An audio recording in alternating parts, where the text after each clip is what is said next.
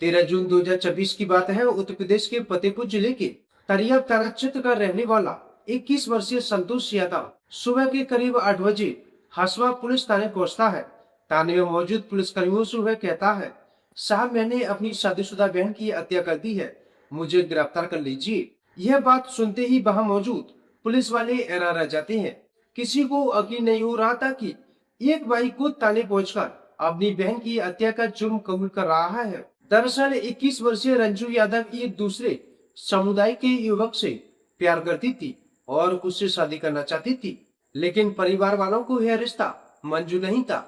इसी वजह से परिवार ने जल्दबाजी में 1 मई 2024 को राधानगर थाना क्षेत्र के सोलई गांव निवासी पिंटू उर्फ अजय यादव के साथ उसकी शादी कर दी। शादी के बाद भी रंजू अपने पुराने प्रेमी के संपर्क में बनी रही। इसी बीच 13 मई को वह अपनी ससुराल से चली गई। हालांकि 3 दिन बाद 16 मई को वापस लौट आए। ससुराल लौटने के बाद रंजू और उसके पति अजय के बीच विवाद होने लगे। स्थिति इतनी बिगड़ गई कि परेशान होकर अजय ने अपनी साली संतोष को फोन करके पूरी बात बता दी। उस समय संतोष अहमदाबाद में काम कर रहा था। बहन की शादीशुदा जिंदगी में चल रहे विवाद की जानकारी मिलने के बाद वह 10 जून को अपनी नौकरी छोड़कर घर लौट आया और सीधे अपनी बहन की ससुराल पहुंच जाता है। और संतोष ने अपनी बहन को समझाने की काफी कोशिश की। उसने उसे नई जिंदगी शुरू करने और परिवार की इज्जत का ख्याल रखने की सलाह दी, लेकिन रंजू अपनी बात पर अड़ी रही।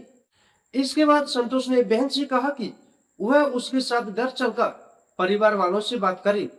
करीब रात के 9 बजे दोनों घर के लिए निकल पड़े। रास्ते में संतोष अपनी बहन को बार बार समझाता रहा कि शादी के बाद उसे ऐसा कोई कदम नहीं उठाना चाहिए जिससे परिवार और ससुराल वालों को परेशानी हो, लेकिन दोनों के बीच बहस बढ़ती चली गई। और इसी दौरान गुस्से में आकर संतोष ने अपनी बहन का गला दबा दिया और कुछ ही देर में रंजू की मौत हो जाती है। हत्या करने के बाद संतोष ने सबको जंगल में स्थित एक कुएं में फेंक दिया ताकि किसी को घटना की जानकारी न हो सके। अगली सुबह संतोष सीधे हसवा पुलिस थाने पहुंच गया। वहां उसने पुलिस वालों के सामने आत्मसमर्पण कर दिया और अपना जुर्म भी कबूल कर लिया।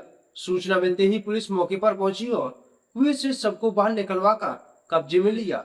इसके बाद सबको पोस्टमार्टम के लिए भिजवा दिया गया। वही आरोपी संतोष यादव को गिरफ्तार करके आगे की कानूनी कार्रवाई शुरू कर दी। लेकिन दोस्तों, इस घटना ने कई सवाल खड़े कर दिए। क्या परिवार और समाज के दबाव ने इस वारदात को जन्म दिया, या फिर यह गुस्से में लिया गया एक ऐसा फैसला था जिसने ये परिवार को हमेशा के लिए बर्बाद कर दिया? इस पूरे मामले पर आपकी क्या राय है, हमें कमेंट करके जरूर बताएं।